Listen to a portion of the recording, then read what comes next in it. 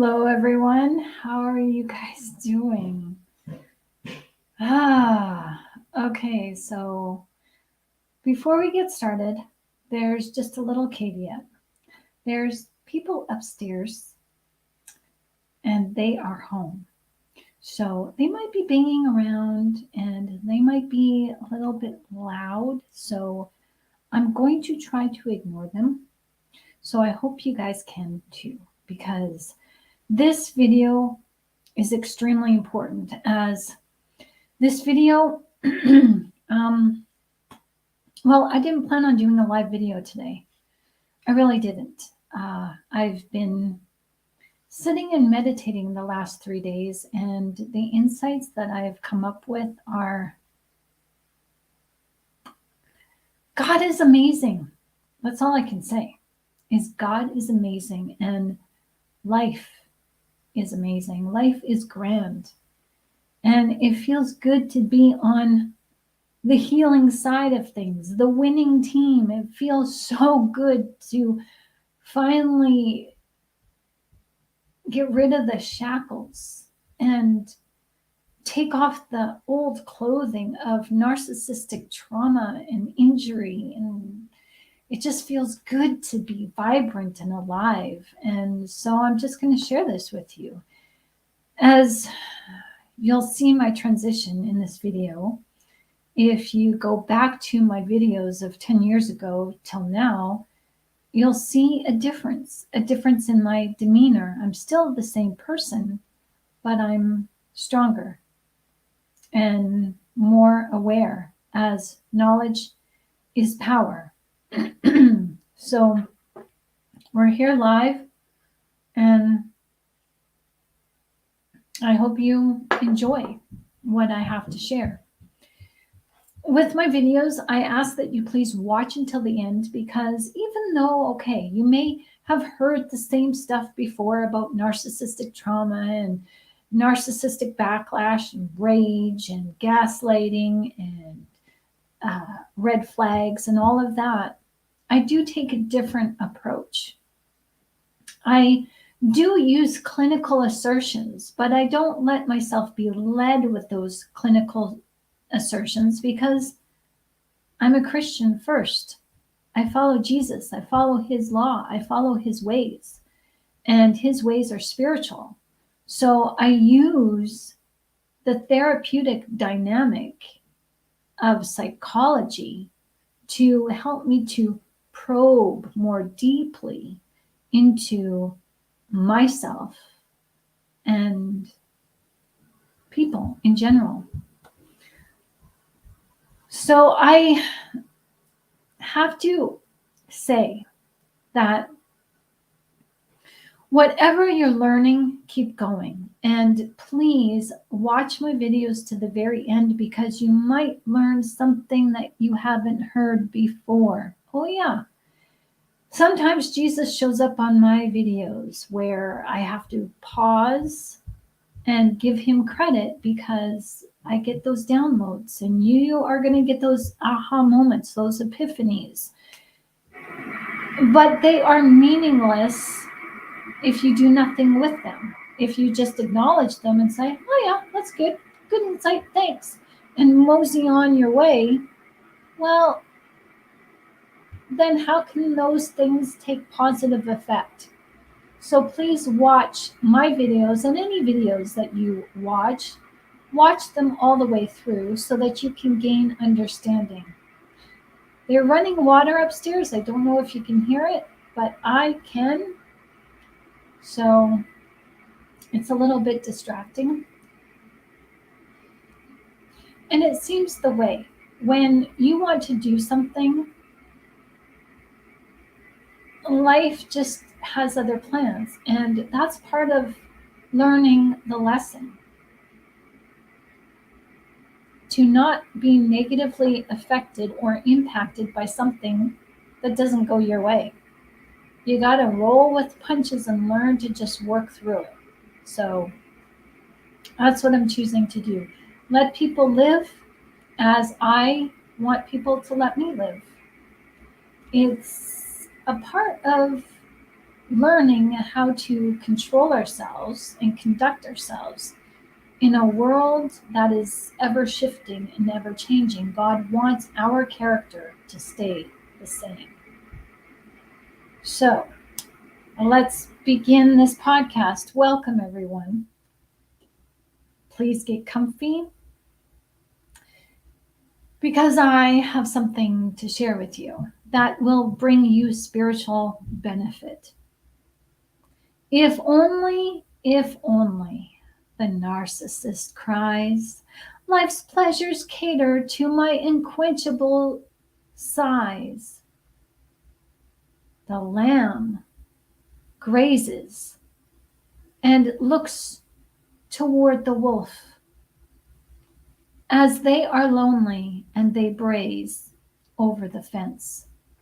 If only, if only. Now, this is just a little pale attempt at my poetry. I'm actually a good poet, but I tried to copy, not plagiarize, but copy the stanzas of someone who wrote a poem called If Only. And in this poem that I wrote, I tried to share the differentiation between two characters as they both have deep longings, the lamb and the wolf. They both long for one another, the wolf and the lamb. But where the wolf desires to devour, we desire to preserve them.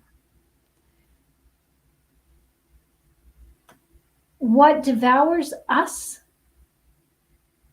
is doing things that are against our character. And that's how the wolf spiritually causes us to fall apart and detach ourselves from He who is in us, love. And love goes by another name, Jesus. See, in front of a narcissist, we end up shape-shifting ourselves as we shape-shift our character as they try desperately to change us from being a lamb to becoming a wolf, and it doesn't work. And we try to do the same, in all honesty. We tried to do that with the wolf. We tried to change the wolf's character as we tried to make them more like us, a lamb. Neither works because you cannot change who you are. You can only discover who you are meant to be by being who you are not. Now, you are a lamb. You may not think it, you may not know it, but that's what the Bible describes you are. Children are lambs. And you may not know this because our good shepherd, well, we don't recognize him as being a sheep, as we assume it's the responsibility of other sheep around us to help us understand who we are. But where are the sheep?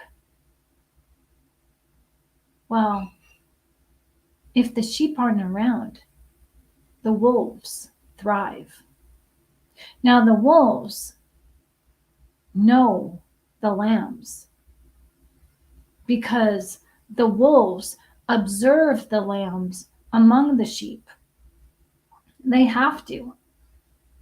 They eat little lambs for breakfast. They eat fat sheep for dinner. So, of course, it stands to reason that they would observe us. And in observing us, they get to know us pretty well. They follow us around. They know what we eat, when we eat it, and what we like to eat. They know our sleeping patterns. They know when it's time for us to frolic around and play and jump and practice and hone in our protection skills. They know when it's time for us to gather, and they know when it's time for us to relocate and move. The wolf follows our trail. They don't make their own trail and walk alongside our own trail. No, they use our trail that we already paved the way for. They probably sometimes literally follow in our footsteps without even meaning to. As we make a ready-made trail for them to follow, we naturally pave a trail for the wolf to find us. And we travel this trail every single day. The wolf follows our well-worn trail. Now, if you know anything about game trails or just observe a dog, when you let out a dog to go outside in the backyard, eventually over the years you will see a well-worn trail in the grass of where the dog goes. Animals take the path of least resistance and they follow that trail. And so if you are a hunter or you're in the wilderness or you live on a farm, you will get good at really seeing the types of game trails that are peppered all over your yard. When you go for a walk in the woods, you'll see small openings and you'll see little trails in the grass. Well, those are used by coyotes and deer. So understand the metaphor of animals and how they act in the wild can help us understand the true meaning of narcissists and what they're really up to. Now, the wolves, they find the lambs that are lost because those lambs that are lost don't know how to bray for help. They don't know how to cry out because no sheep was around to teach them and rear them and guide them. No, many of us lambs, we've been abandoned and abused. And so we're left alone and afraid, and we're trusting pretty much everyone. So is it any wonder why Jesus told us to be wary of the wolf in sheep's clothing? These creatures are extremely crafty. Hello, Regina. Nice to see you. Thanks for joining in. So the creatures, the wolves in sheep's clothing, they're crafty, and we know this. We're taught this in our churches. But they're dodgy and they're skillful as they claim to be experts at knowing how sheep and lambs are supposed to act. And yeah, they're experts, all right, because they're experts in their field of knowledge. They don't act like a lamb in the way of taking on the heart of a lamb. They mimic lambs, but that's not the same as, embodying the heart of a lamb. They gain knowledge by observing us, and they observe us for reasons that we're naive to. They use knowledge against us in order to catch us, their prey. Nothing more, nothing less. Now, many of us have asked, does the narcissist love me? I've asked it. And I can answer that because I've had to answer my own question. And we can answer this together by understanding this metaphor, this analogy posed as a question. Does the wolf love the lamb? It would appear that the wolf did love the lamb, as the wolf studies and stalks the lamb. The wolf may even befriend this fluffy, rambunctious creature, but at the end of the day, all bets are off. All the wolf loves is the taste of the lamb's blood. Does the narcissist love you? Do you have nothing but the taste of victory? Let me say that again. They have nothing but the taste of victory. as you have nothing but the taste of victory running through your veins as they bleed you dry, sucking the very marrow of our bones, just so that we die, so that we should never cross paths again with the wolf, because the wolf knows the lambs as they know that lambs eventually grow up into sheep. And sheep, well, they've got horns. So there is a poem called If Only by Louis C.K., and I encourage you to read it. It's just really short. I was inspired to write my own little poem, as failed attempt as that was, as it falls in line with the theme of this, what I'm sharing with you today. Because the theme of Louis C.K.'s poem kind of reminds us of two characters longing for what they want but don't have. Now, in the original poem, we are made to feel sad for the one and feel pity for the other. Each character has to endure their unique set of problems, and in life, we have learned to feel sorry for the wolf and neglect our own needs. Who's feeling sorry for us? We've been abandoned, abused, we've been left alone and afraid. So it stands to reason that, okay, naturally, we don't learn to think about our needs. But society is wrong when society tells us to worry about them instead of ourselves, because no one's going to take care of you. The wolf will take care of you only to serve their belly. Now, this If Only poem comes from the movie Holes. And I have to say, I don't watch movies anymore, but this one movie is epic. It's a kid's movie, and it really shows when you understand narcissism. When you watch this movie, you'll see it for what it is. You'll see the wolf-like qualities everywhere, especially in adults, taking advantage of the innocence of children. This movie helps you to understand how the wolf understands the lamb to some degree. But the understanding is not to help the lamb grow up and grow into their own skin. But instead, the wolf understands the lamb in order to take advantage and use the lamb's innocence and the heart and mind of the lamb as a means to an end. Food. At some point in your life, you have to learn to grow up and allow yourself to see the difference between lambs and wolves. We are natural born enemies, and lambs cannot stay lambs forever. We got to cut those horns and allow them to grow. So, hello. Welcome to my channel. My name is Shannon Gilmore, and I am a Christian life coach and author, and I specialize in crisis counseling, as I help you take charge of your life by exposing you to the spiritual aspects of life in non-denominational steps. If you followed me over the years, I just want to say thank you. Give yourselves a hug, because that hug is from me to you. Because without you, I wouldn't be here. Your support means more than you know.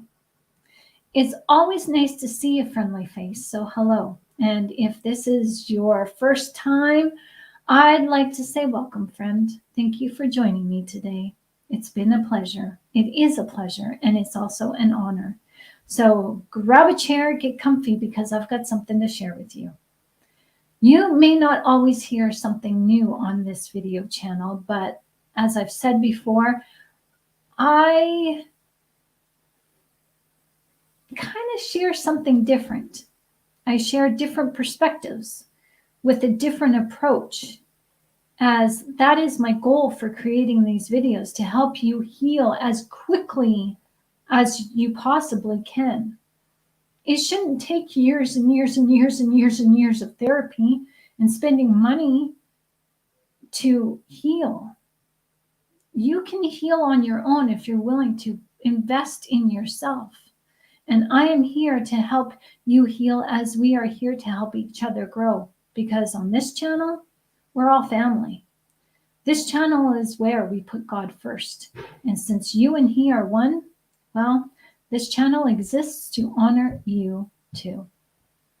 It is my greatest hope you find healing and help and restoration because you matter. You truly do. To me, you're family, and I'm not going to leave anyone behind. We're all spiritually going up there, and we got to make it home. That's why we're here. We got to first shake loose the teeth of those ravenous wolves first. And we can do that together by sharing our knowledge and helping each other grow. I believe we can do this together. You're never alone, okay? So if you want to talk this through, if you need to share and get something off your chest, you are more than welcome to use my email, and I will provide it in the description of this video after this live video is over. I am always available to you if you need. So stick around to the end of this video. And if you want more than just my videos, head on over to my sister site, ko-fi.com/Shannon Lynn. There you have access to downloadable content such as my ebooks and e-courses and articles to help you live your life and spiritual freedom that is calling to you. You can grab that freedom by the horns and live it to the fullest. Because you deserve to be free, you deserve to be happy, and you deserve to be loved. It's time to love ourselves. Now, no one said that this life is ever going to be easy. I mean, I was never told this. I mean, trauma dictates that surviving this life is going to be the hardest thing you'll ever have to do. But I'm here to tell you that it does get easier when you have people and hope on your side. You're welcome to ask me questions. Hi, Sergio. Nice to see you. Oh my gosh, we are family. We are all family, and it just feels so wonderful. I'm getting chills right now up my spine. I'm just like, oh, I want to give you guys all a hug, air hugs, because, you know, I truly do feel like we are all family. And if you have questions, comment on these videos or send a comment, question, or suggestion in email. You don't have to be apprehensive to share yourself here. This is a place for you to feel safe. You're safe to feel bold and be bold and ask those brave questions and be honest with us and yourself. Being truthful and authentic is never a wrong thing. So please introduce yourself and let's see you shine on this channel. So now that we've established why the wolf observes us, can the wolf ever be stopped? No. Wolves always hunt a herd of sheep. It will observe the fold and it will claim the weak. The herd of sheep do not stop being a herd of sheep just because they know they're being hunted. And no, they don't stop living. They keep wandering that same path that they have twice, 3 times a day, every day, since the time they were born. They keep going. They don't stop living. They don't stop grazing. They don't say, oh, let's go to another pasture because wolves are following us. They stay and graze on the same food sources that they always have had.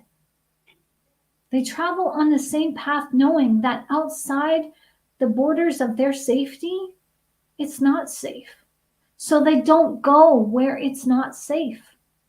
It's the lambs that go where it's not safe. But lambs and sheep, oh, they don't stop living. They don't stop living just because they're hunted. Sheep are confident in their abilities. And so the sheep know.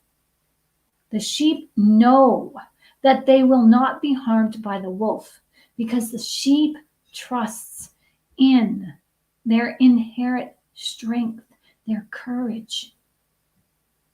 And the sheep are courageous, and they show no fear in protecting themselves or the young. Sheep know what they are capable of, and they don't stop being a sheep just because a predator stalks them and walks the same trail and lingers on the borders of their territory. The wolf is not a sheep, but knows the ways of sheep so that it can have its meal. It roams the same habitat, drinks from the same water source, and at times the sheep know the wolf is around. Now, if the wolf knows the sheep so intimately, I'd say that it's time to turn those tables around. If the wolf is going to observe us, then can't we observe them? I mean, why not? We can't stop the wolf, so why not study the wolf to give ourselves some knowledge, as that can be used to help keep us safe. It's always in your best interest to study your enemy as your enemy studies you. You can still be a lamb or a sheep grazing off the land and live as how you live. Just remember to lift your head up from the grass once in a while, and as you chew, look around, observe your environment. See what the wolf is up to. Inspect what they look like. Do you think that a sheep stops to talk and reason with the wolf by saying, "Hey wolf, let's not do this today, okay? Let's not do this tit for tat, and let's just ignore each other for today. You ate yesterday, you had a good meal. I saw you chew up my neighbor, so yeah, can we just call it quits for today?"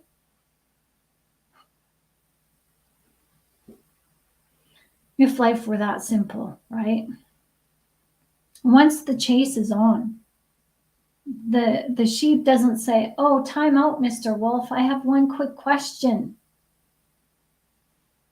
No, the wolf keeps going and the sheep keep running because the sheep keep living. And you, my friend, you got to keep going. You can't give up. To give up means giving up on yourself by giving in to the narcissist. And when you give up on yourself, I want to say this, that you're giving up on me. You're giving up on other people who need you. Now, you can live in a narcissistic world, but does that mean that you're thriving? No, we're just barely thriving, most of us.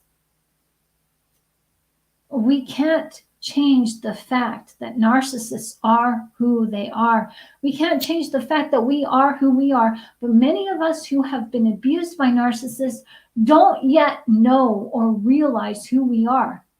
I mean, I'm working for someone right now, and in just the few months that I've gotten to know him, we've shared a lot, and he's observing me, and I get that. And he's made his own assessments about me. And I just kind of lost my thought where I was going with this right now. But he said to me that I'm childlike. And he wanted to look out for me. Well, he tried to give me some advice, but he's just observing me and my mannerisms, but not understanding my heart because I haven't let him into my heart. This is a working relationship. And because he sees me superficially, he assumes that he knows me. And no. Lambs are naturally docile. Lambs are not naturally timid. they're timid towards danger and timid towards things that they don't trust. And for me, working with this individual has really allowed me to observe myself to see who I am.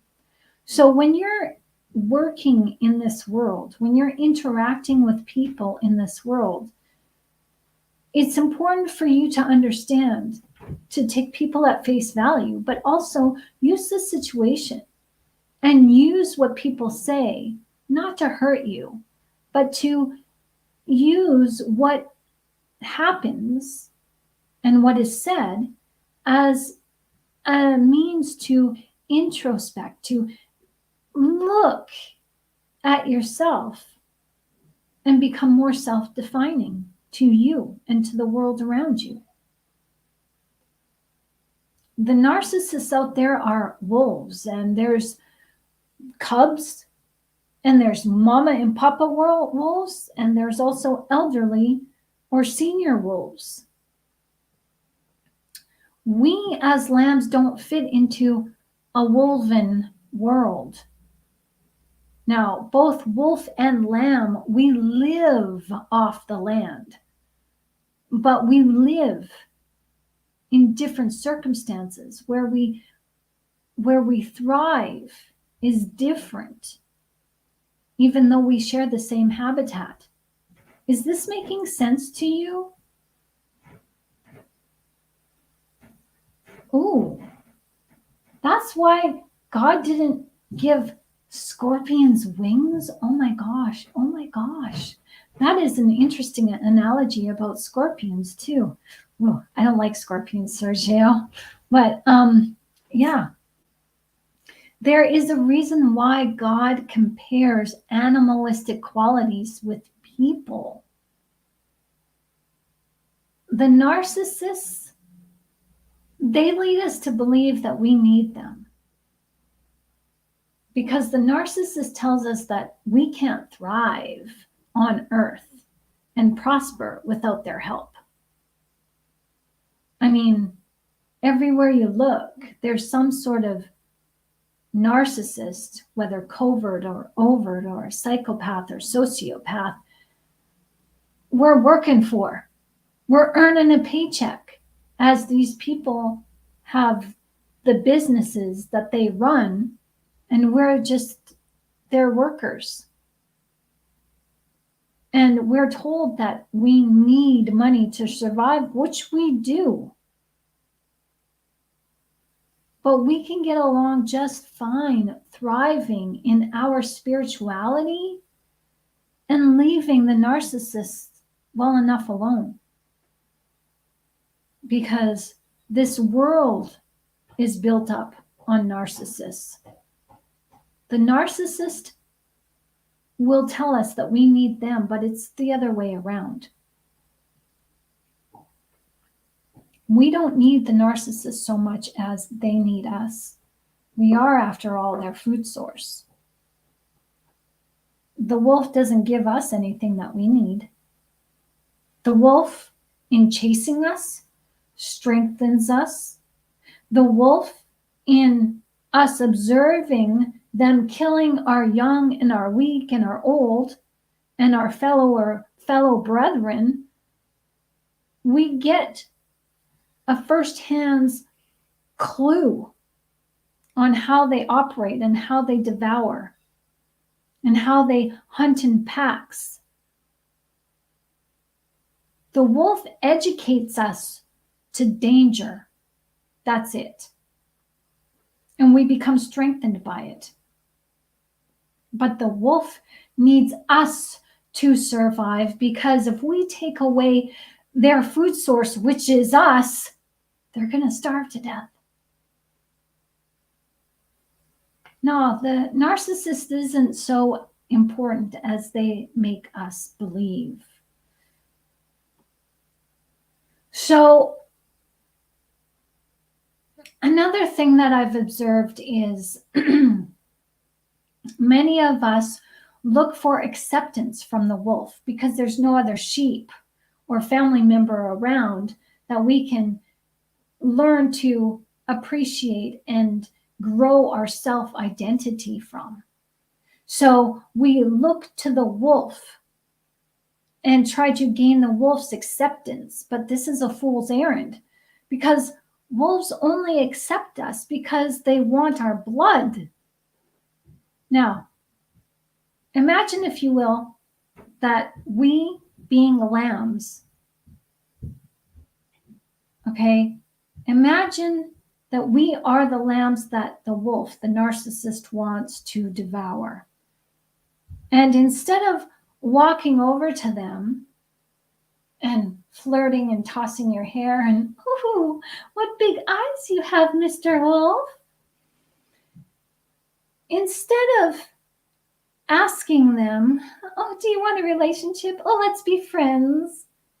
What if we just kept our distance and said, oh, hell no. And we just observed the narcissist, the wolf, from afar. What do you think you'd see? You would see them devouring your own kind. And what you would see, you can't unsee that. In observing the narcissist, we have to ask ourselves of the wolf, why do my feet look different from the wolf? Why is my tail stubby and not as long and fluffy as the wolf? Why does my snout look different? Why is my hair curly and theirs is straight? I mean, some of us who are not yet self-actualized and we don't know our identity as being a lamb yet, we go to the wolf and we ask these questions. Oh, they're not so much better than me. They may look different, but they hang around me, so they must like me, right?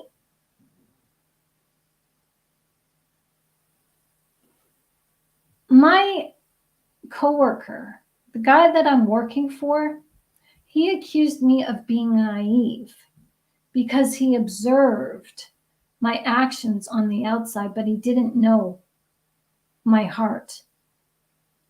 And he, as a narcissist, was asking himself the questions. She's a woman and she can pick up stone and heavy objects better than I can. I can't do that anymore. Huh, she's better than me. She thinks she's better than me. Huh, she can outlast me. She can work for 4 or 5 hours without taking a break or even eating lunch. I have to sit down and take a break, just 5 minutes of work. Huh, she thinks she's better than me. Now, I'm not patronizing anybody here. This is from my observance and from my interaction with this person. As this is what narcissists do. Male narcissists compare themselves with female people, and female narcissists compare themselves with male people. I mean, with narcissists, you're going to get competition because it's all about control, right? And if you do better than they do, well, then that is a kick to their ego. So what I'm wanting to have us understand here is that when we befriend a narcissist, when the lamb befriends a wolf or the wolf befriends the lamb, we as a lamb are often asking questions like, okay, let's investigate this. Why is my fur so different from the wolf? Let me figure this out up close and personal. Let me get to know the wolf. And by getting to know the wolf, I'll be able to understand why his fur didn't grow curly. I want to know why my ears are short and stubby and why my hearing isn't as acute as the wolf. So let me go befriend the wolf to see our similarities. Because they're hanging around me, that must mean that they like me. That must mean that they kind of want to take on some of my qualities, or they like something that I have to bring to the table in the relationship, right? So asking these questions from outside of ourselves to go to the wolf and ask these questions that we know unknowingly we can ask ourselves, we're harming ourselves and we're harming the fold. How we observe the wolf is important. As we observe and we follow up with our questions by asking more questions, we're never satisfied. And why are we never satisfied? Because the wolf is not a lamb. A wolf doesn't look like a lamb. But we're confused because the wolf hangs around with the lambs. Well, now we know why, because we're the wolf's food source. Nothing more, nothing less. And when we understand the wolf's intentions and we go to the wolf to find answers, we make life all about the narcissist, the wolf. As we end up neglecting ourselves, and in neglecting ourselves, we deny ourselves and we prevent ourselves from, looking at ourselves to say, hey, I'm really not a wolf. I really look like a lamb, and I'm okay with looking like a lamb. When we are in denial of ourselves, and that's what the narcissist does, the narcissist keeps that denial going as the narcissist tries to get us to take on wolf-like qualities. We end up handing ourselves to the narcissist on a silver platter. To prevent us from being devoured, we try to appease their appetite by catering to their standards. We ask questions that make them feel important.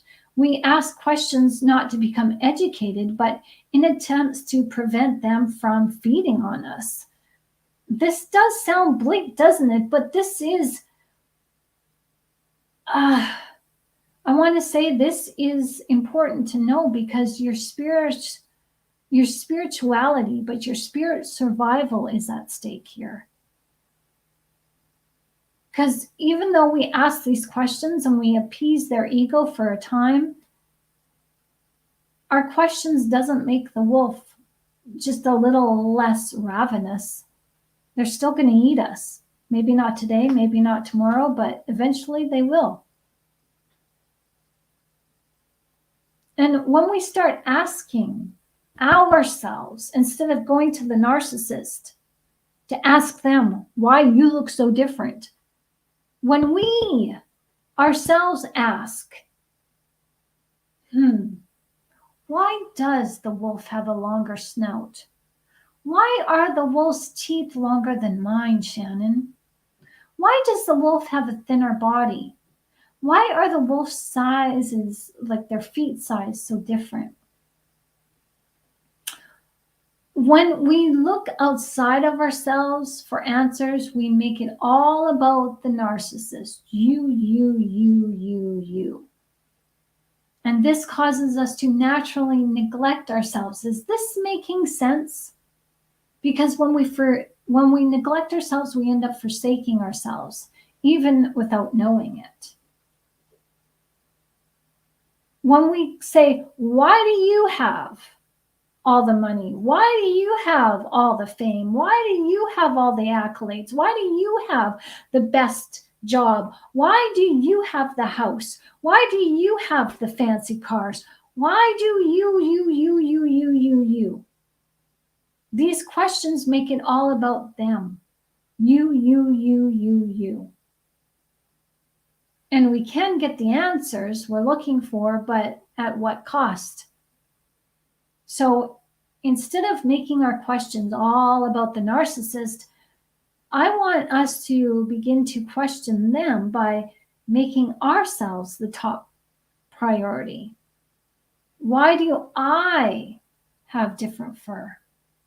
Why do my feet look different? Why are my teeth short and stubby and not as long? Why do my ears not look like the wolf's ears? When you turn your eyes on yourself and you look at your own qualities, you'll be able to appreciate yourself.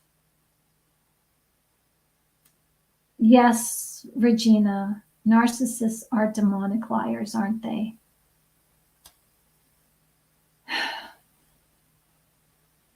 And yes, Sergio, narcissists can be covert and overt, but whatever they are a narcissist through and through, and everything that they do is diabolical, including using our children as trophies, as they use our children to hold us hostage in the way of keeping us or preventing us from doing what we want to do, as they hold us emotionally hostage by trying to control our children's character and demeanor. And yeah, children are manipulated. It's diabolical what they do. And when children are involved, it's no longer about the lamb and the wolf. It's about the children and protecting them, and we do the best that we can. And sometimes you do have to go against your better nature in order to toe the line and appease the narcissist for a time. And I've been there. I've been there, and I know what it's like. And it's not easy. But all you can do is hold yourself to your integrity. Do not allow yourself to talk bad about the other parent in front of your child. Be kind, be loving, because eventually that kindness and loving nature that you show, that mercy, your child will see that. Maybe not now, but they will see it. And when they're old enough, they will come to you for guidance and ask those heart-hitting questions. So when you start asking questions yourself about why I'm so different from the narcissist, this helps you to understand yourself a little bit better. And it helps you to see how there is a distinction and a differentiation between you and the narcissist. You make life about you. And that is not a bad thing. Asking yourself questions, why am I different? Why do I not like to do what the narcissist does? Why do I not like to eat blood, but the narcissist does? Why do I graze on fruits and vegetables? Why do I like grass and the narcissist likes my blood? Like, why? And you will understand that, and this is just coming to me, a narcissist is heartless by nature, because a wolf has to hate their prey in order to eat it.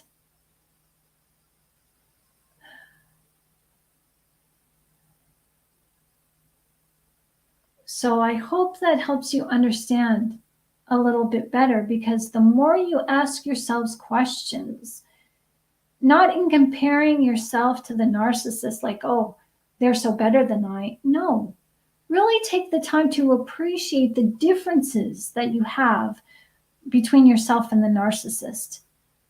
And really look at the heart and the root of everything. Really take a look to ask yourself, well, why is the narcissist so mean? Why am I so docile like the lamb? And it goes back to empathy. Lambs are easily domesticated. Lambs get attached to the shepherd. Have you ever been around a domesticated wolf? there's always a sense of apprehension on the trainer, on the human caregiver, as you can see it in the wolf's eyes. The wild nature is always there. You cannot breed it out of them. A wolf will go back to their instincts in an instant. It doesn't matter what you do. Have you guys ever watched, what's that movie called? I'll try and find the link of the movie. It's on YouTube. And I'll post it in the description of this video. But it's about a man who tried to befriend bears, grizzly bears. And this was maybe 3 or 4 years ago. He was attacked by a grizzly bear. It was almost like he tried to be like the crocodile hunter, but in the Western wilderness, and try to educate the public on grizzly bears. And he was doing a wonderful job, but he let his guard down as he assumed that he was actually the bear's friend. He had names to these several bears that he would witness and come to know. He would camp near them. He would visit them every summer, all summer long. And then one year he decided to bring his girlfriend along when during his time of study, he was always alone. And during this summer, this season, with him bringing his girlfriend along, him and his girlfriend were attacked by a grizzly bear.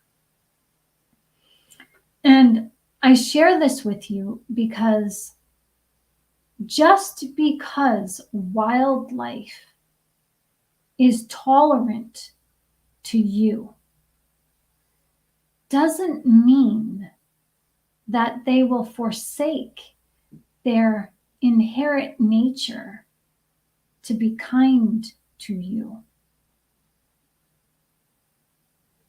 Sheep, on the other hand, are different.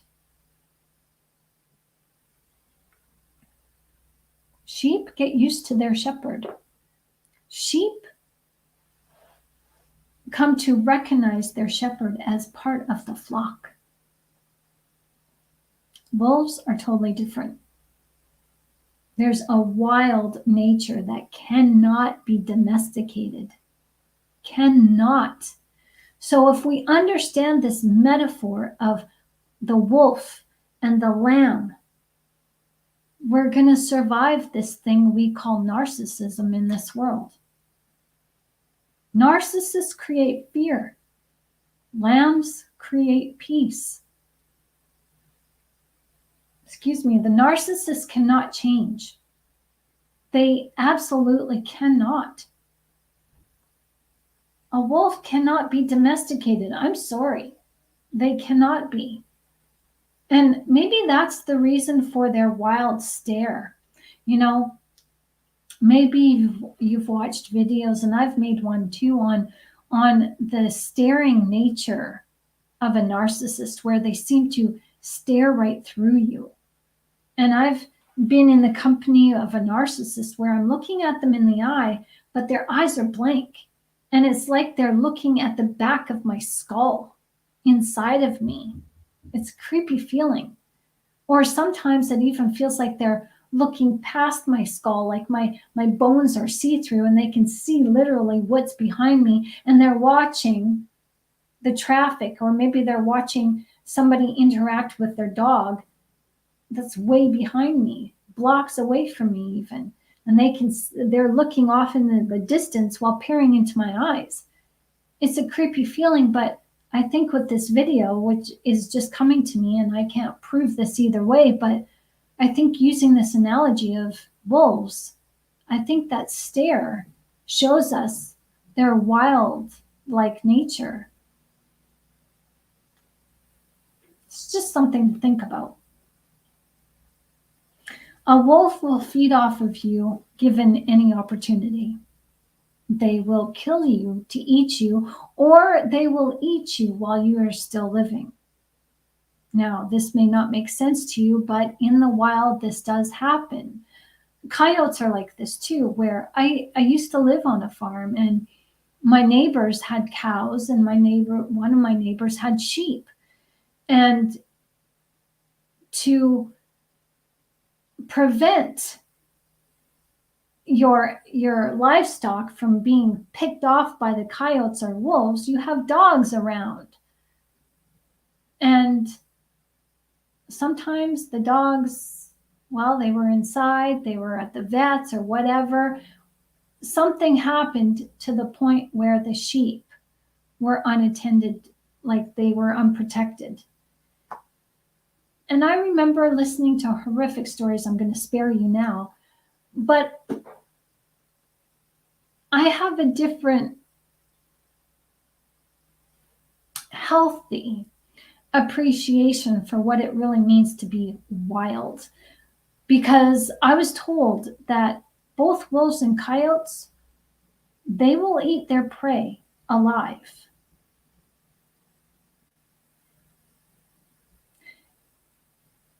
Wild animals who eat blood for a living have this inherent nature to taste blood. They can sniff it out. They're the sharks of the western forests. So it's not personal, but we take the injury from narcissists personal because we love them. But they're just like, blood is blood. The warmer, the better. But I'll eat you cold. It's okay. So am I getting my point across right now? That a wolf can never, ever, ever, ever, ever love the lamb.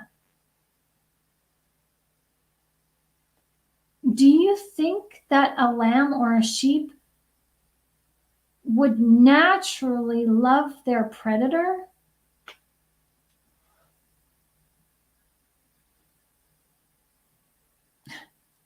You can make all the excuses you want as to why you love the narcissist. That will never change their wild-like demeanor. They're never, ever, ever going to love you. And it's not personal, honey. It's just the wild. Your love will not change the fact that you are who you are and they are who they are. Do you got any questions about this? Now, I have a question for you. Do you hang around wolves? Yes, it is true, Regina. We trusted evil people because the evil people knew how to act benevolent in order to gain our trust so that they could feed on us. Pretty sick. But it's nothing more than what the enemy did to Eve. Did God really say you mustn't eat from the tree of good and evil?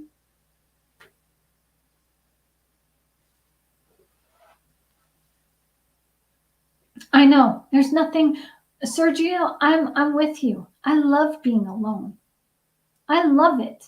I mean, I can laugh at myself. I can tell myself jokes. When I cry, I console myself and I don't have to worry about someone saying, stop your crying. You're making me uncomfortable. You know, I can get emotionally vulnerable with myself and be okay. And not worry about, oh, I'm making them feel uncomfortable. Oh my gosh.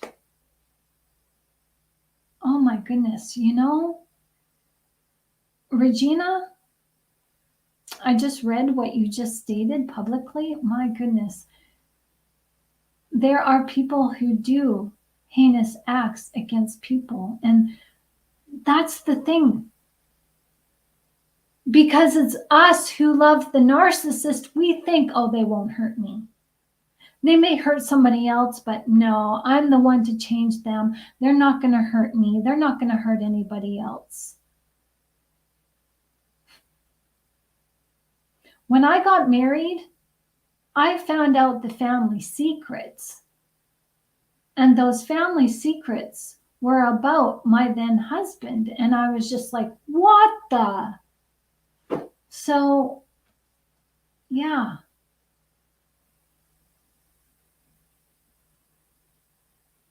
Apathy has no boundaries.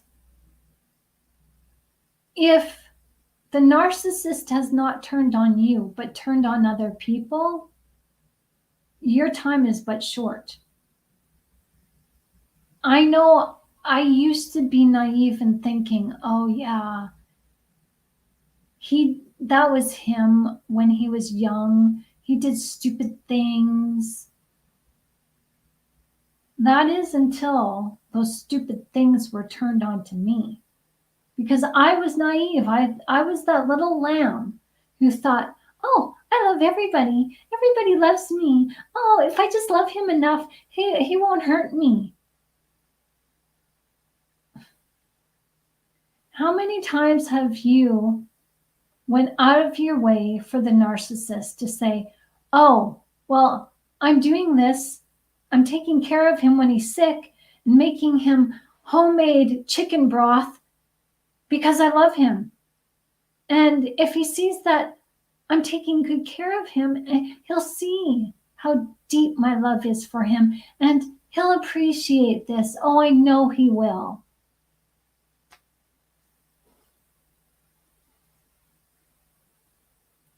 If a wolf could get you to go and pick off your own kind and kill it and bring that carcass back to the wolf would train you to do it. And they would train you in such a way that would lead you to believe that you liked it. So, do you naturally, as a human being, do you naturally hang around wolves? Do you actually go out into the wilderness to play go fetch with a wolf?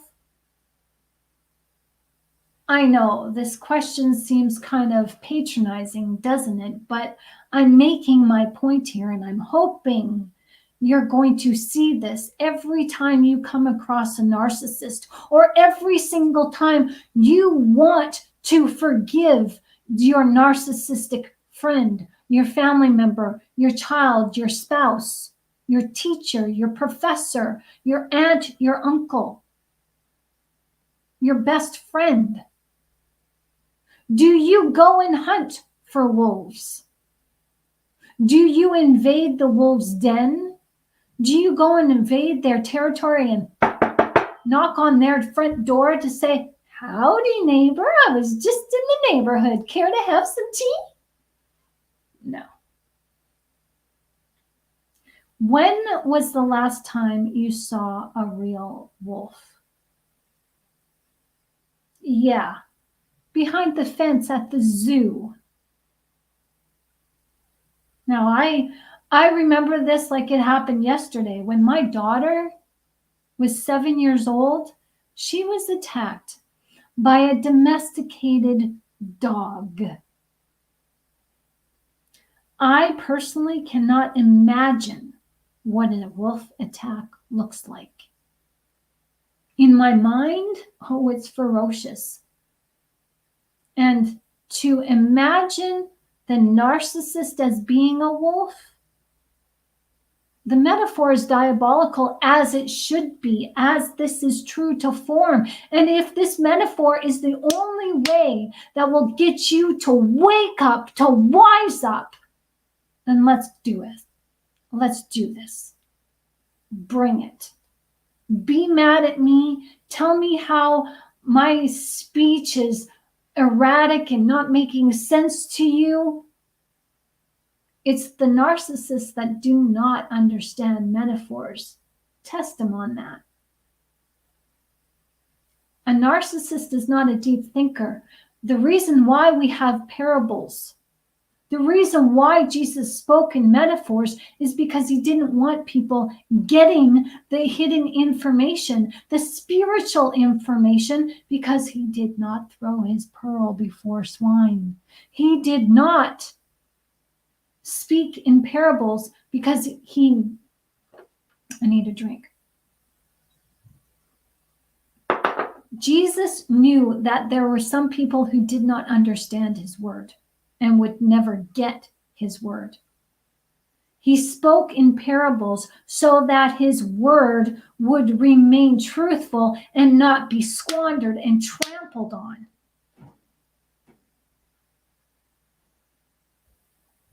I am hoping that I'm trying to, this is me and my invisible paintbrush, I'm trying to paint a clear picture to help you understand. A narcissist is not your friend.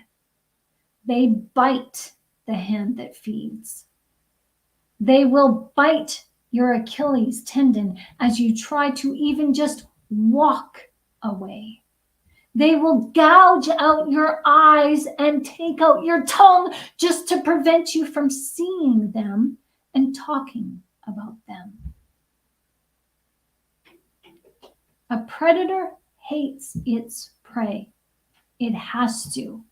It couldn't feed off of the prey if it loved its prey.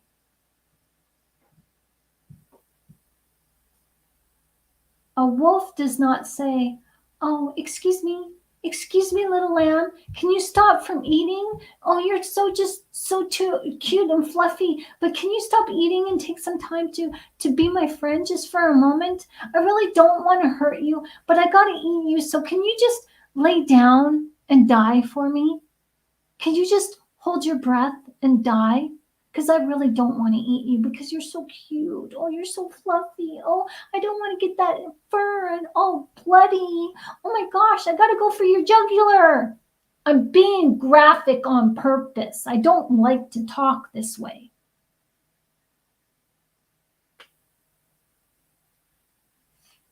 The wolf doesn't say, "Oh, we had such a nice time. I watched you frolic in the grass as I followed you, but I'm hungry now. So please forgive me as I must eat you." Just think about the worst narcissist that you have ever encountered and imagine them as a wolf. Now, imagine them as a wolf standing in front of your inner child.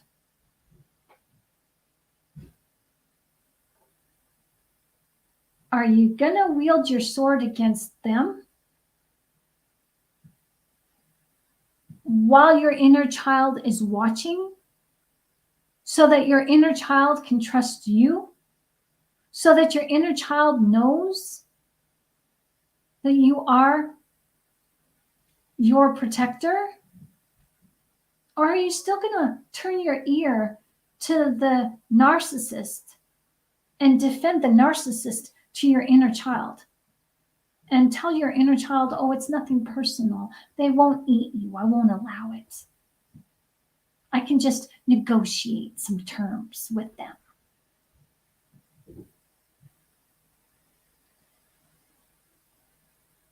Will you tell your inner child at the end of the day when you put your head to the pillow? Maybe that's why we can't sleep very well at night, because we're feeling so guilty, but we don't know why we're feeling guilty.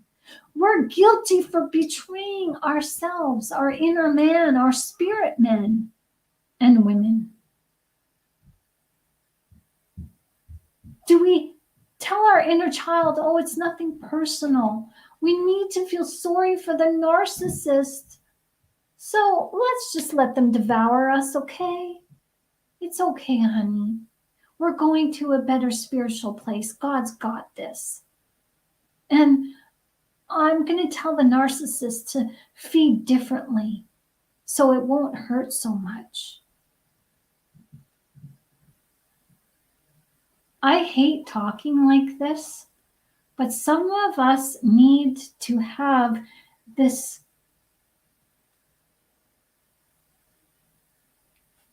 colorful rendition because this is serious. People are dying. Our brethren are dying.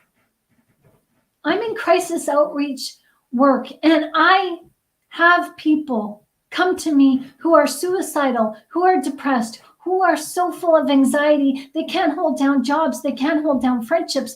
Their relationships with their families are dismantling because of the narcissist.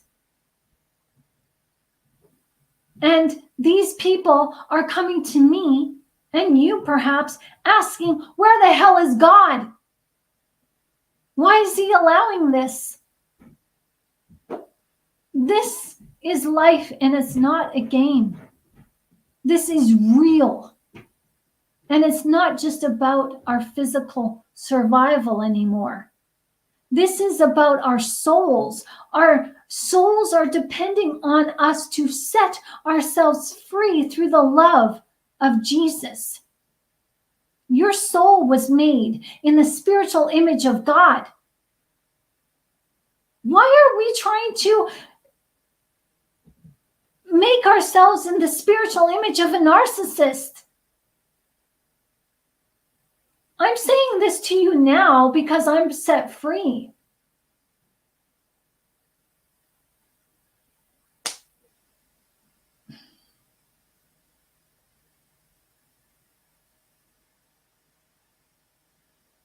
We take on addictions. We abuse our bodies. We abuse each other. We're so hell-bent on finding love, but because we don't know what love looks like, we turn to the wolf. Because the wolf gives just a little bit of comfort, and that's better than nothing. And then when people who love us, who genuinely care, we're afraid of them. We treat them like the wolf because we don't know any better.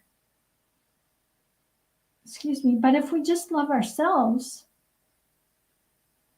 and treat ourselves the way that we should have been treated in the beginning, before trauma happened, we'll learn to love properly as we should again. Your soul is depending on you to set yourself free through Jesus. Your soul was made in the image of God himself. Keep telling yourself the narcissist loves you. Keep telling yourself that. All you're doing is denying Jesus, who is in your heart, who is waiting for you to open up that curtain and pull back those layers of that onion that divides you from love. As fear prevents you from seeing yourself as who you really are. As fear has you running away from yourself and running into the arms of the narcissist. Oh my gosh. Oh my gosh. I'm going to share something with you. I've shared this before in a video of me being sexually abused. And the analogy of what I went through is poignant for what I'm sharing with you now, because I had two people in my life that I trusted. I mean, I was a naive little girl. I was only 4 and 5. So I had no self-awareness. And my trust was as far as people took care of me. People watched out for me. And when my mom was passed out drunk on the couch and I couldn't wake her up, I phoned her boyfriend to come and get me because I didn't want to be alone, because I was scared that my mommy wouldn't wake up. And you know, when you're scared, you feel comforted just by having somebody else there. I wasn't thinking that this man was a bad man, that he had already tried to sexually abuse me before. I wasn't thinking that he was a wolf. But the analogy that I was just reminded of was that I turned to the wolf to protect me. And that's exactly what we do when we turn to the narcissist for protection, because we cannot yet protect ourselves. But I'm here to tell you, you can trust yourself. You can protect yourself. You have the strength of you right now. Even though you don't think you're capable, you are more than capable of protecting yourself. You are more than capable of comforting yourself. You are more than capable of making right decisions over wrong decisions. You are more than capable of trusting yourself right now. Your soul needs that from you right now. If we know all of this stuff and we continue to deny Jesus, you then are denying your soul's purpose, which is to love Jesus and to allow Jesus to show you the way to love him through your soul, with your soul, as your soul is the path to Jesus, because your soul is rooted in him, because your soul wasn't created without him. Your soul was created in God's image.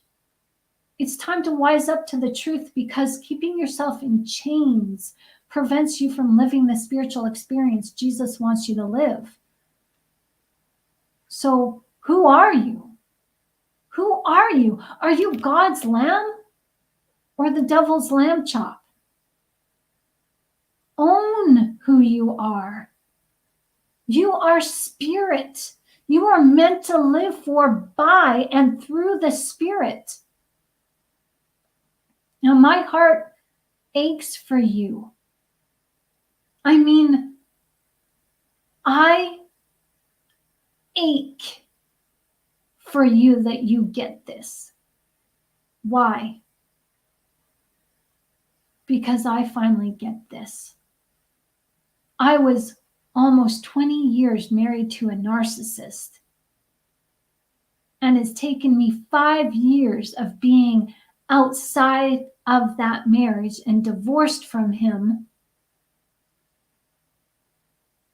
to having other encounters with narcissists over the 5 years to finally stand before you today to say, aha, I get it. I'm still a work in progress, but I understand it because I understand myself. I know myself better than I did. And this, okay, I'm trying to look at that right there, that is a little message that I got December of 2022, just 6 months ago. I asked God when I went to go get some groceries, I asked God, what is my roadblock? What am I not seeing?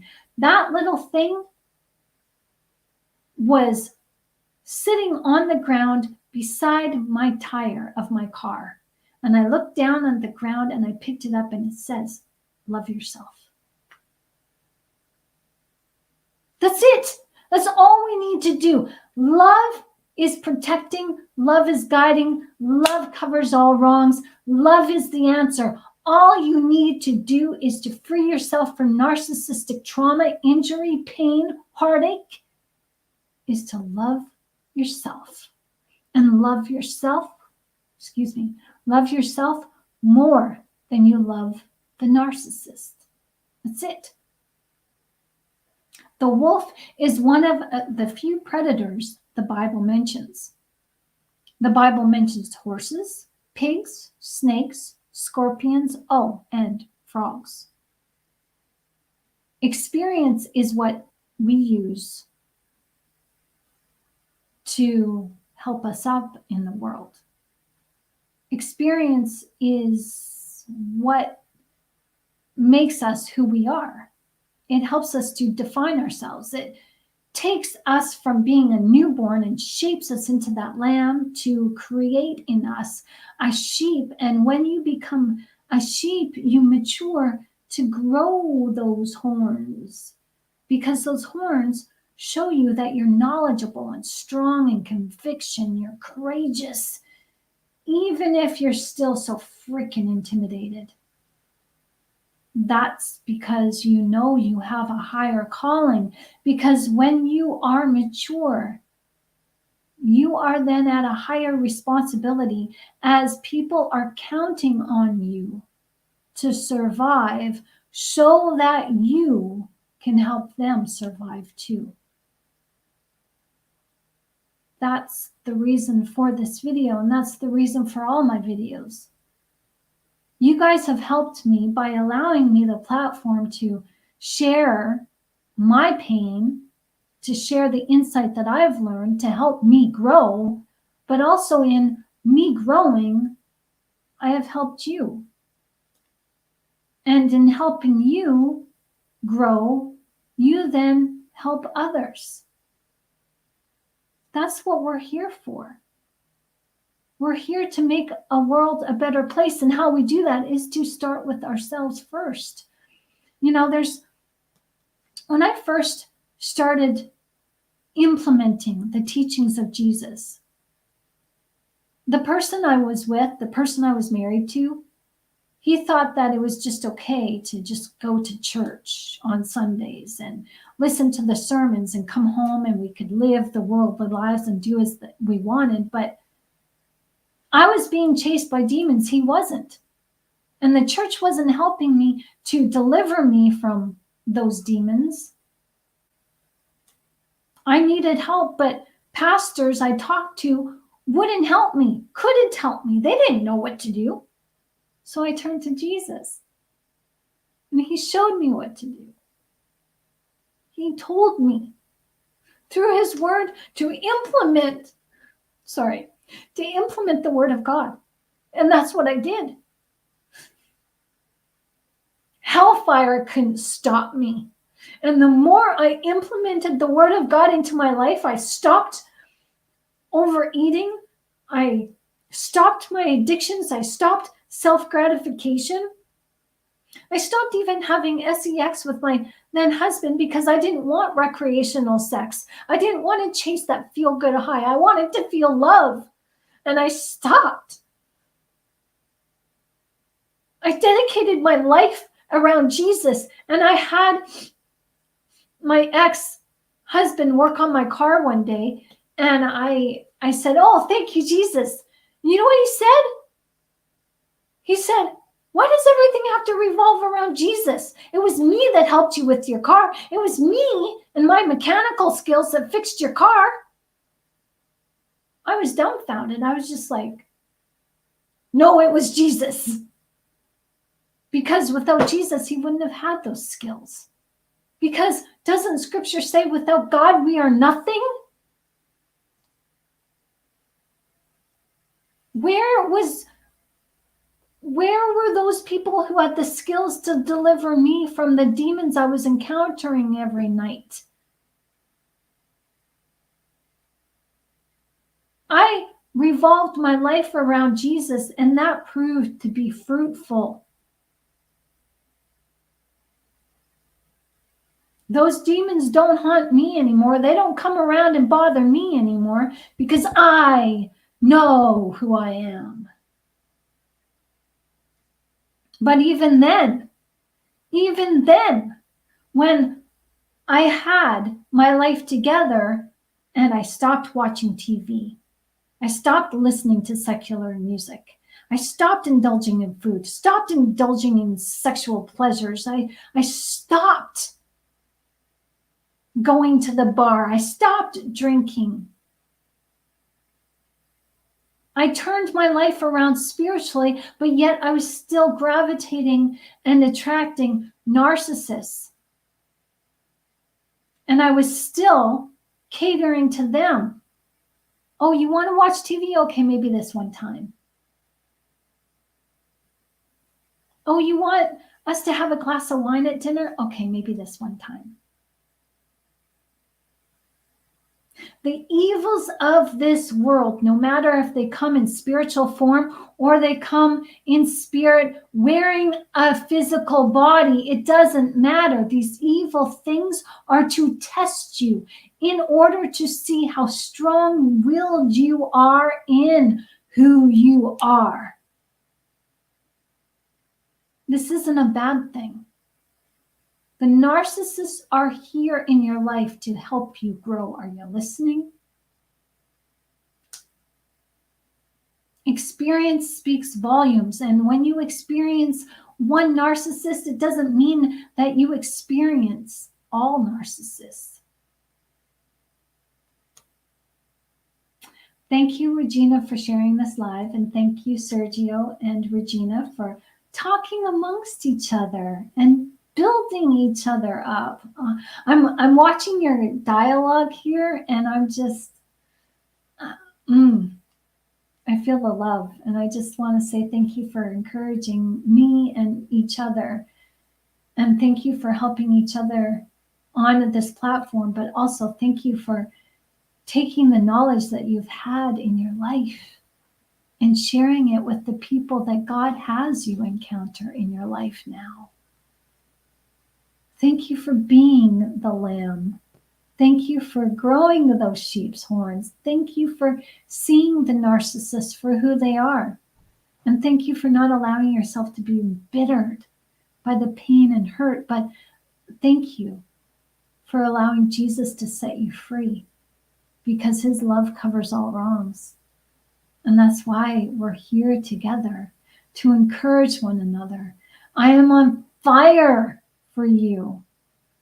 I'm no longer on fire for myself because I'm there. I know I still have a ways to go, but I'm done catering to the narcissist. I'm done. I'm not doing it anymore. I have sitting on the other side of this camera my current situation on a whiteboard, because the other day, and I was going to share this with you in this video, but I don't know how to articulate it into words just yet.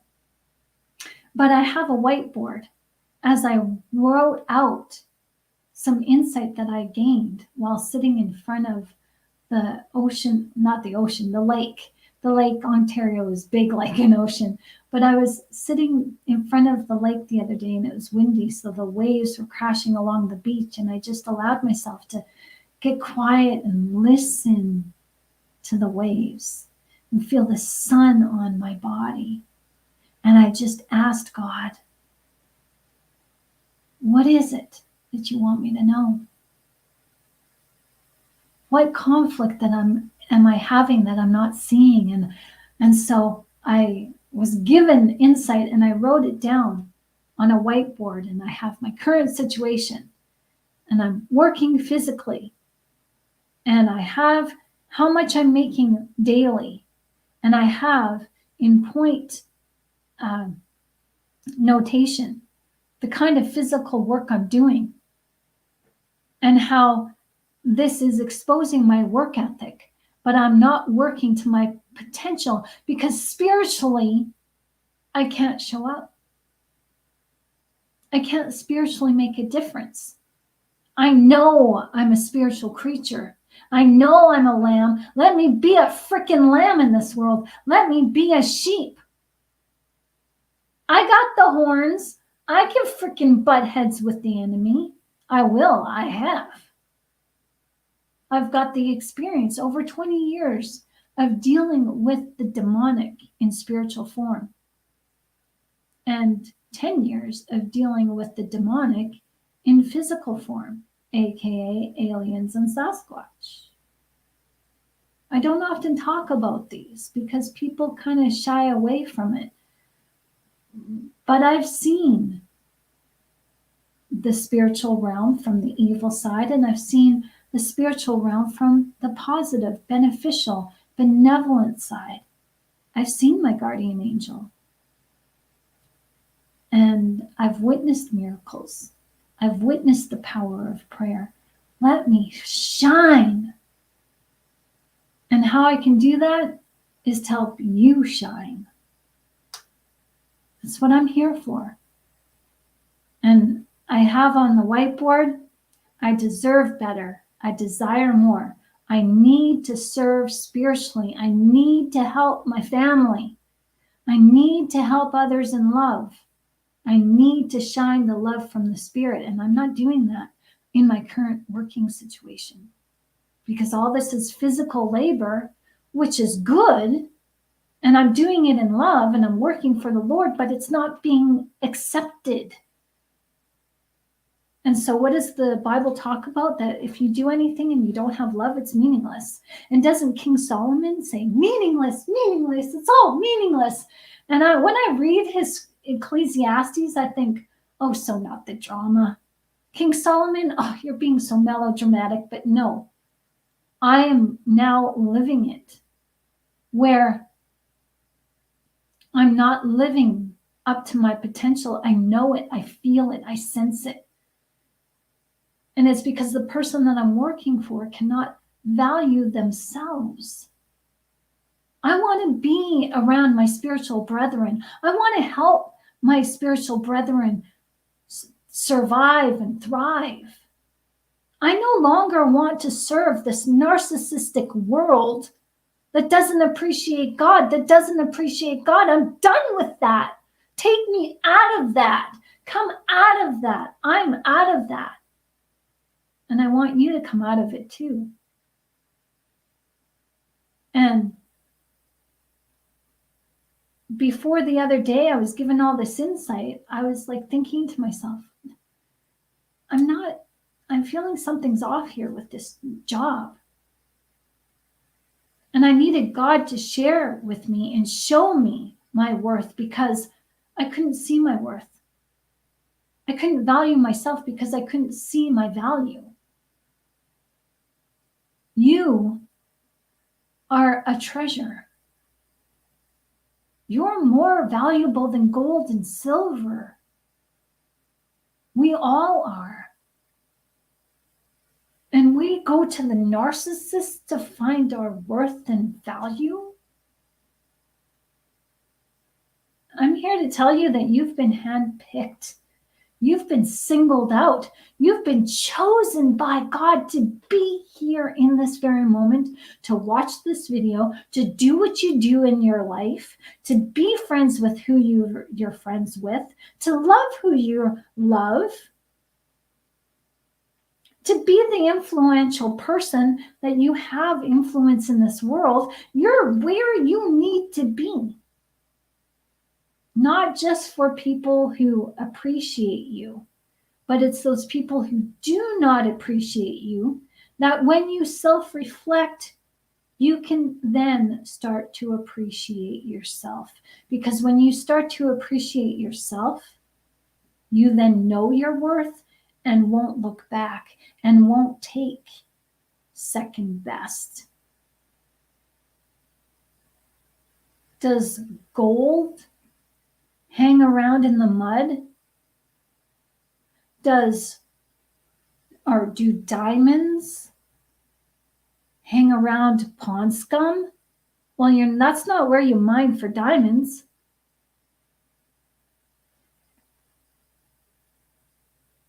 You are a spiritual creature meant to grow and live and thrive in the spirit. You may be bound by your body, but when you understand your spirit being, you will walk on water. That was not just metaphor.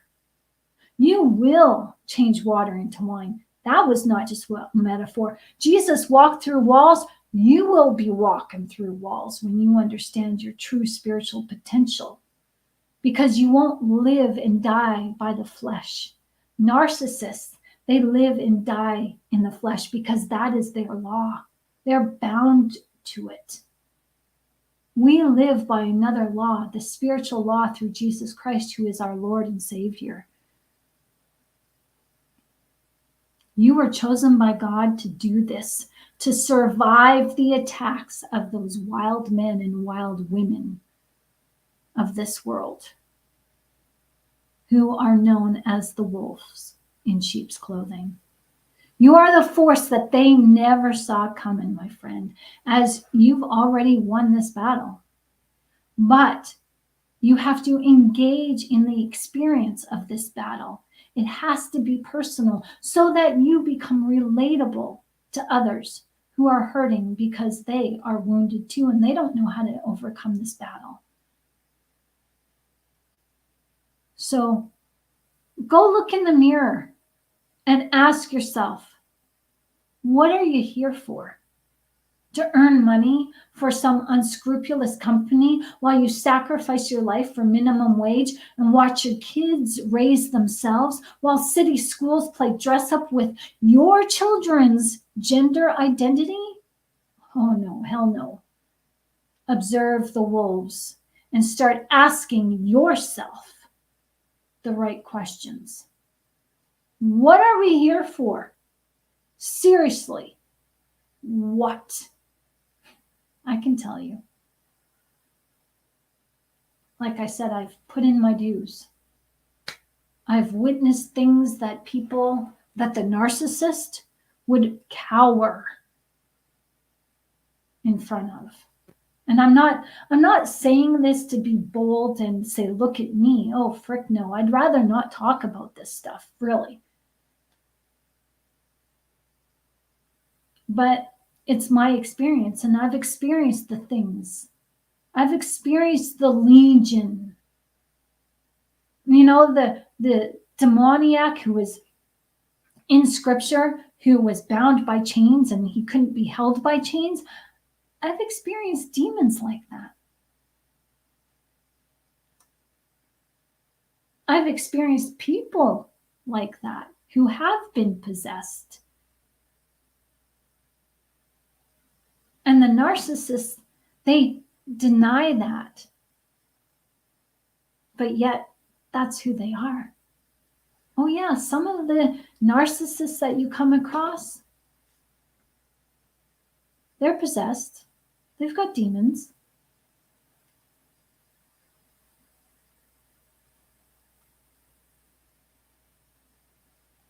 But because they don't believe in the spiritual, because they're rulers of the flesh, because they're bound by the flesh, so of course they can say the name of Jesus all day long.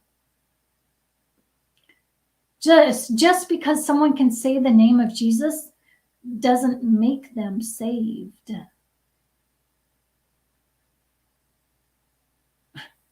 Read the book of John, all 3 books. Because John says that if you believe in God and love Jesus, but you don't follow him, you're a liar.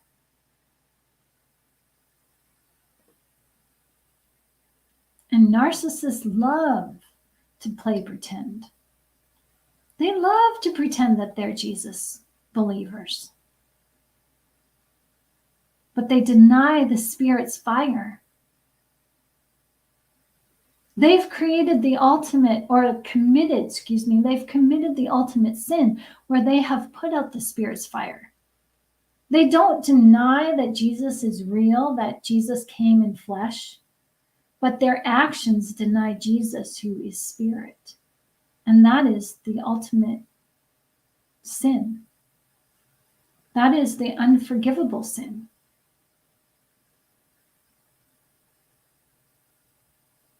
We who live by the Spirit know of spiritual things. And they who do not believe in God, who want to deny Jesus by denying the Spirit, they want to call us nut jobs, crazy wingnuts. Why? Because it's not in the best interest for the narcissist, aka the wolf, to ever allow us to come into our own spiritual awakening, because if we did, we would not allow the narcissist, the wolf, to ever follow us.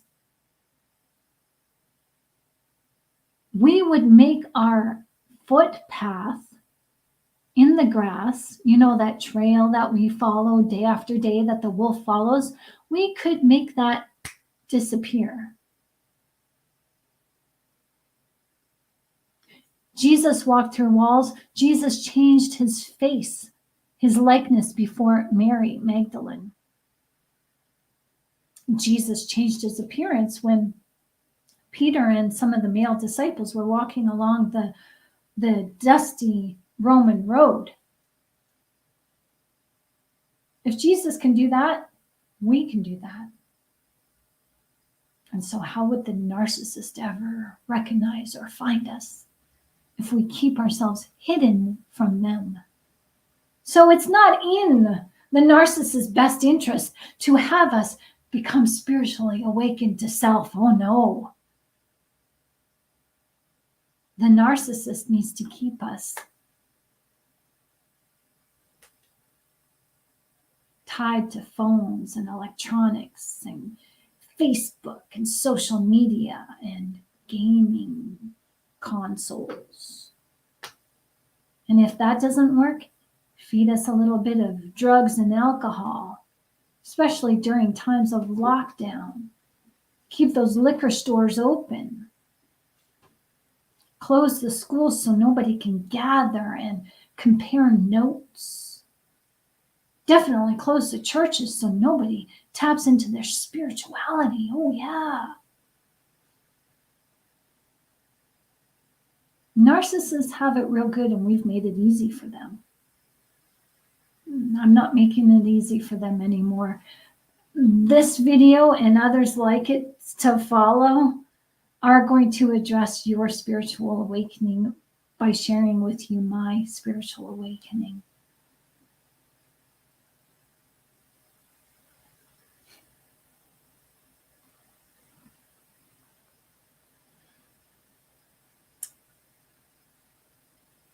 This is amazing to me. How about you guys?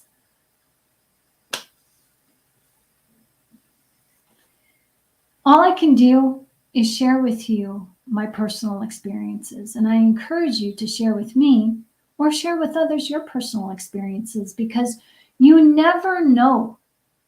You never know when, in deciding to share what you've experienced, might have a positive influence on somebody. For instance, yesterday, I was at the store getting a light bulb, and I don't like shopping at the dollar store because everything's made in China. However, the lights in my room are those little pot lights.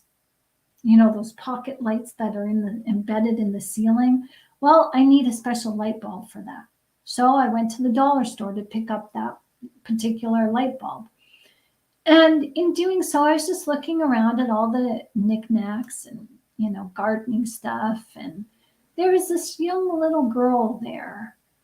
She walked away from her parents, and she was standing beside me in the aisle. It was just her and I. And she touched a fake succulent plant. It was plastic. And she says to me, "Oh, that's not pokey." And I said, "Oh, it isn't?" And I found myself in matching her childlike demeanor. In the conversation, she's trying other succulents and touching them. And she's like, "That one's not pokey. That one's soft. That's not pokey. Oh, this one's pokey." And she was such a delight. I could feel her energy. And it was like she was experiencing things for the first time. And I was honored that she allowed me, a total stranger, to share her firsts with her. And so there was this glass bulb that had succulents in it, and it was like a light bulb. And you touched the top of the light bulb, and there was a light inside the glass that would light up the succulents. But she touched it and it wouldn't turn on. And I said, "Oh, there's a button there?" And she goes, "Yeah." And so I unscrewed it and I said, "Yeah, the light is supposed to turn on, but it doesn't work." And I told her, I said, "You're a very smart girl to try that out. I would never have thought that," because I didn't. I looked at these before and I just thought, "Oh, a light bulb? Oh, that's kind of neat." I never thought to touch and tap the button on the top. And she did. And the reason why I'm sharing this with you is because I paid her a genuine compliment by interacting with her and seeing how she innocently interacted and just boldly tried. She just boldly tried something new. Even though it didn't work, she didn't say, stupid thing. Oh, this is cheap. Oh, this is garbage. Don't we hear that from adults all the time? She's just like, oh, well. And I said, well, maybe the battery's dead. Maybe we got to put a new battery in it. She's like, maybe. And then her mom called her off and she went away. But she positively affected my life. So I know I positively affected hers. And it was an innocent, childlike moment. Because God says we're supposed to be like children. We're also supposed to be innocent like the dove and shrewd as the snake. But in sharing this with you, I want to encourage you to don't stop yourself from interacting with people. Whether they be young or old, childlike, elderly, just go where your spirit, where Jesus in you takes you, and speak. Let the Spirit speak. I think that's what I need to name this video, because the Spirit speaks in metaphors. The Spirit speaks to us in ways that we can understand, because metaphors allow us to visualize and see scenarios that we otherwise couldn't see because our perspective is too close. So let the Spirit speak for you, to you, and through you. Because you never know when the Spirit is influencing you and influencing others, and you don't know when the spirit of someone else is influencing them or influencing you. The wolves, the people who lack spirit, well, they have taught me to love myself, as they have forced me to heal in ways that I never thought I could. And for that, I'm really grateful. And instead of being bitter, I now allow myself to pray for the harbingers of death, the wolves in sheep's clothing. I ask God now to be merciful in his judgment towards them. Because without these narcissists and without these harmful people, I wouldn't be where I am today in this spiritual awakening. And you wouldn't be where you are today either.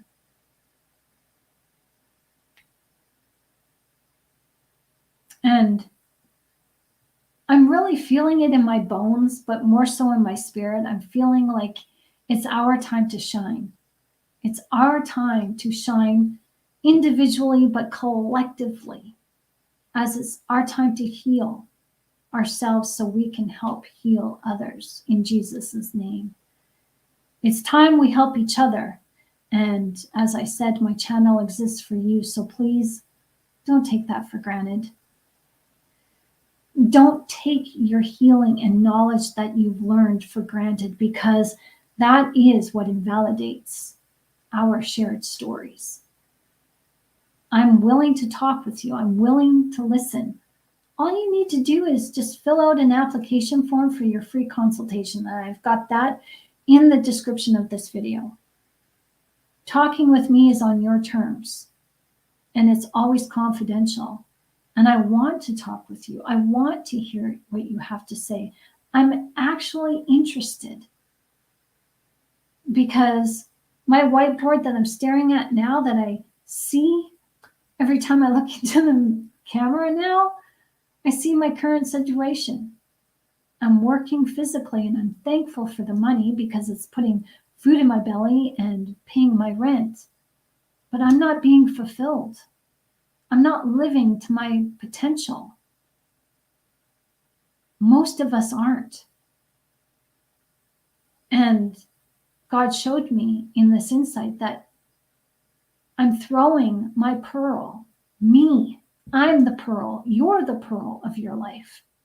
And we throw ourselves before swine, before the narcissist, before worldly situations, and they trample all over it.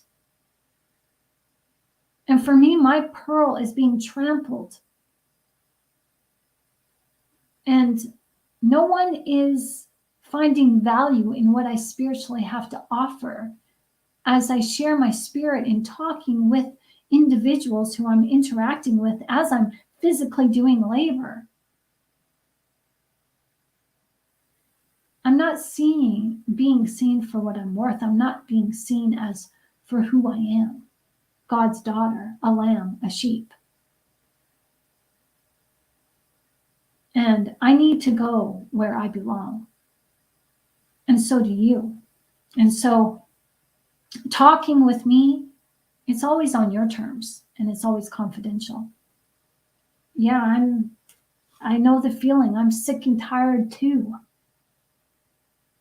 I'm sick and tired of life just punching me in the gut and being forced to deal with the hand that I'm dealt. Well, there's a lot more spiritual assistance in this life than what we can ever imagine or what we think.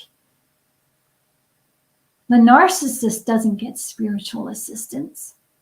That's why they lie and they cheat and steal, because how they get their up in this world is through manipulation. God is willing and ready to help us once we stand in who we are and make no excuses for it. I'm done catering to the narcissist. And I know narcissists watch videos like mine and my videos, and they study what we know about them. But you can't fake the human heart. Either you got heart or you don't.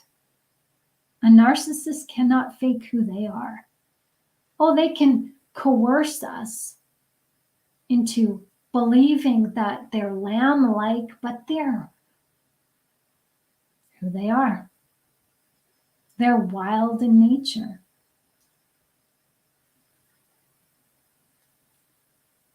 The life that they lead is all they're ever going to get. That's pretty pitiful. But I'm done feeling sorry for them, because in feeling sorry for them, I forsake myself and I forsake my worth. I'm done. I've had parents. My dad never knew me. I've never met him face to face. I've had one conversation with him on the phone when I was about 23. And that didn't go well. My mother was an alcoholic and didn't want me because I came unexpectedly. I'm done with people telling me, you're not wanted, you're not needed. I'm done in forming loveless relationships where I give my heart and pour my soul out to people in the workforce, or forming friendships or forming love relationships. I'm done. I don't need that kind of negativity in my life. I don't want it. I don't desire it. I don't desire to be loved because I am enough.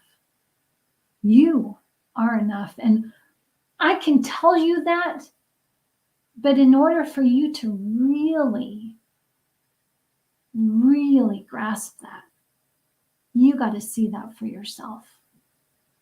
You got to go and meditate and let the Spirit speak to you. And hopefully the Spirit is speaking to you in this video. Looking at life from a different perspective is what breaks the chains of bondage. Narcissists are predatory. And when you can see their predatory perspective as you are their intended target, as you are their intended prey, you will see your value, because without them, you can't see who you naturally are. But without you, the narcissist cannot live, because the narcissist needs you to feed off of. All you need the narcissist for is for your spiritual awakening. When you, in your heartache and the discard, you go through the devalue and the discard phase of narcissists, when you really take a look and answer those questions, does the narcissist love me? Are they ever going to love me? Are they going to come back? Do they miss me? Why did they cheat? Why are they lying? Why are they gaslighting me? Why are they manipulating me? When you understand that by asking yourself those questions, instead of looking to the narcissist to answer those questions for you, you'll see that all the narcissist was in your life was to get you to see yourself as who you are, and to no longer allow yourself to be seen as how other people want to see you. So I hope I've gotten clear on the issue of narcissism to help you detach yourself from their hypnotic, manipulative crosshairs that leave you suffering and twisting in the wind while you wait to be devoured. The suffering from now until then only worsens, and the only way you can get yourself out of the situation is to begin to look at you and see you for who you are and what you look like to yourself. By asking yourself, why the distinction between you and the narcissist? And don't go to the narcissist to look for those answers. Go to the mirror. Look at yourself in the eye and ask yourself those questions point blank. Be honest and direct. What is it about them that exposes you to yourself? Answering that question is the way to set yourself free as you allow those horns to pop out and develop. What does the sheep use their horns for? Defense. A sheep has a hard head that absorbs the shock of the clash. That's another metaphor to help us understand that the mind of a sheep is stubborn and you can't change it. A narcissist cannot change a sheep. That's partly why they go after the little lambs, because the little lamb's mind is impressionable, and the wolf can impregnate the mind of the lamb with alternate thoughts and questions. Just like the enemy in the Garden of Eden. Did God really say you should not eat of the tree of good and evil? Did he really say you shall not die or you shall die? No, you won't die, Eve. No, you're going to become awakened here. Let me show you.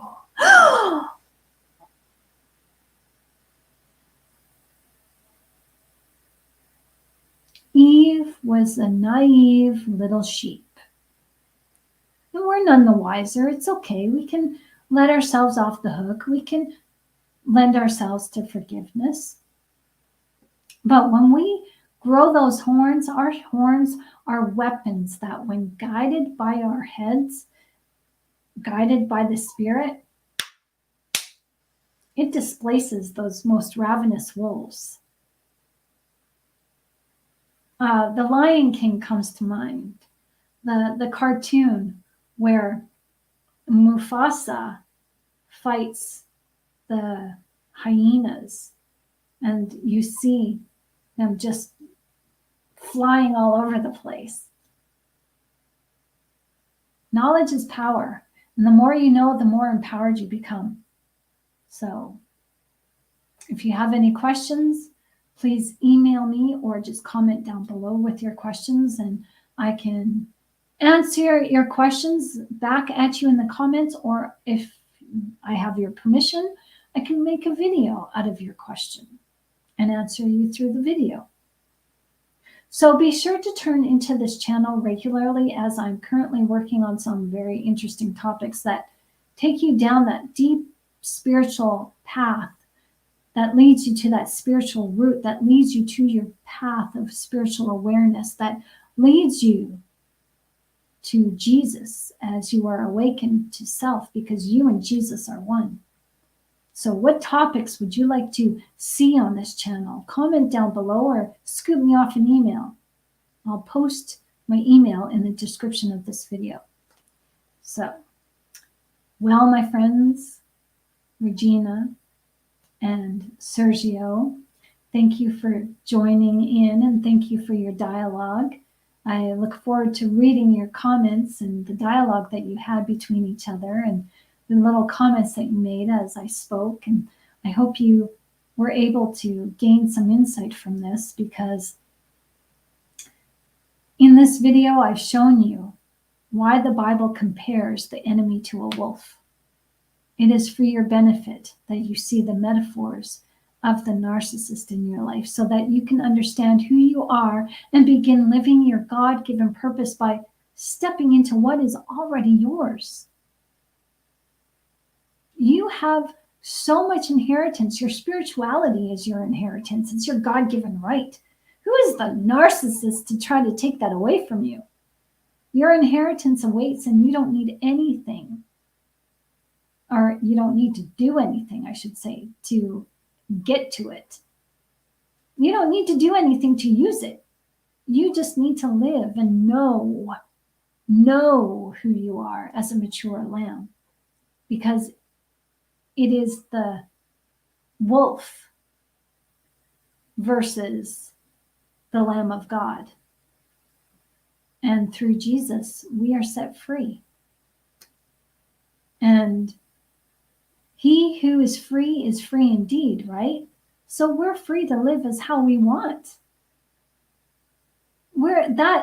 God doesn't take away our free will. Just because we're spiritual creatures doesn't mean, oh, I can't turn water into wine. Oh, I can't walk on water. Oh, I have to respect. Because you love, you're going to use your spiritual power to serve, protect, and defend. And that's what I'm going to help teach and lead and guide us all on, as we hold each other accountable in our spiritual awakening. We're allowed to move things. We're allowed to mind speak to each other. I mean, if God gave the disciples the right to interpret or hear other people and know what they were saying, even though those other people were speaking in a different language, if they could do that in the spirit, doesn't Jesus say, well, you can do what I did and more?